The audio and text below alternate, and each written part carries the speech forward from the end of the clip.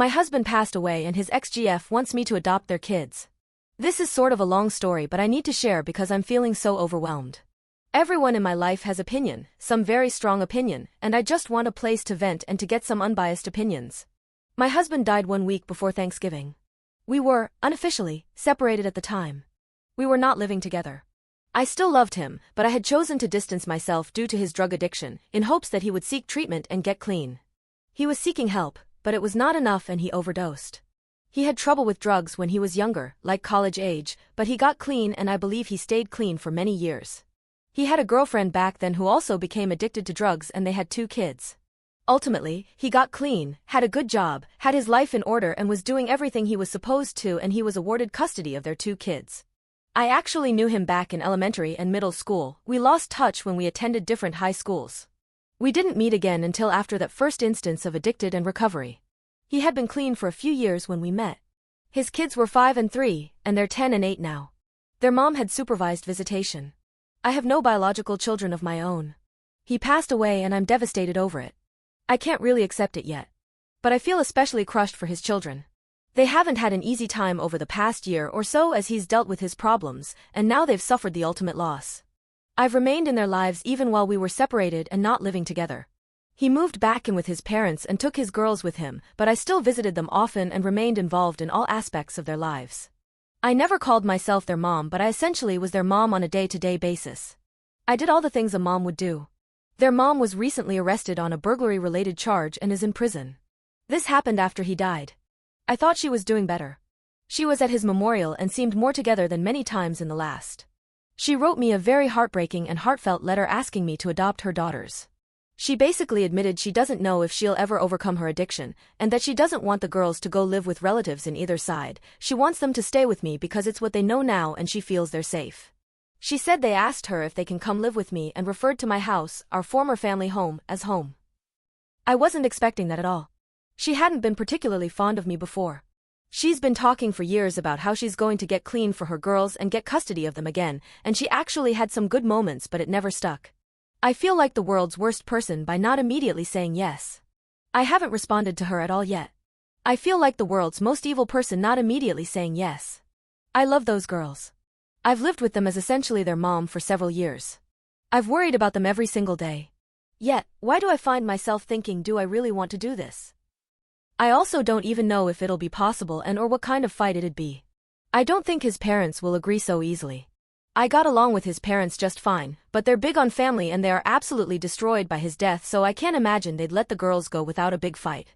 I can't help but wonder what kind of possibly lifelong mess I'd be getting myself into if I pursued this. Dealing with her, both sides of the girls' extended family, the trauma the girls will probably be dealing with forever because of their parents. I don't know that I'm strong enough to handle it all, and it makes me feel like a horrible human being. Relevant comments. Talk to the grandparents privately. Not with the girls around. Share the mother's letter. They are probably the girl's legal guardian. You don't have to adopt if you don't want to, but you could continue to be present in their lives to provide additional stability. But if you want to adopt them and the grandparents are supportive, it shouldn't be hard to accomplish. The mom would have to terminate parental rights, which might not be an issue with her in prison, and the grandparents could willingly allow you to adopt. The rest is legal paperwork. The cost to perform it will be minimal compared to regular agency adoptions and whatnot. You just need to decide if you want to do this and can do it. You need the grandparents to agree.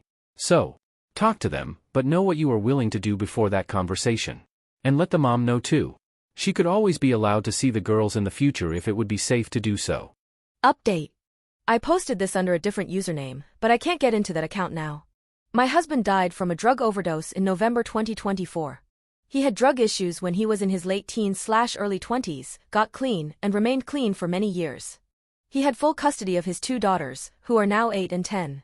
He relapsed sometime in 2024. He and I were separated and living apart at the time of his death. I had hoped that he'd get things back on track and we could be together again. The mother of his daughters is also a drug addict.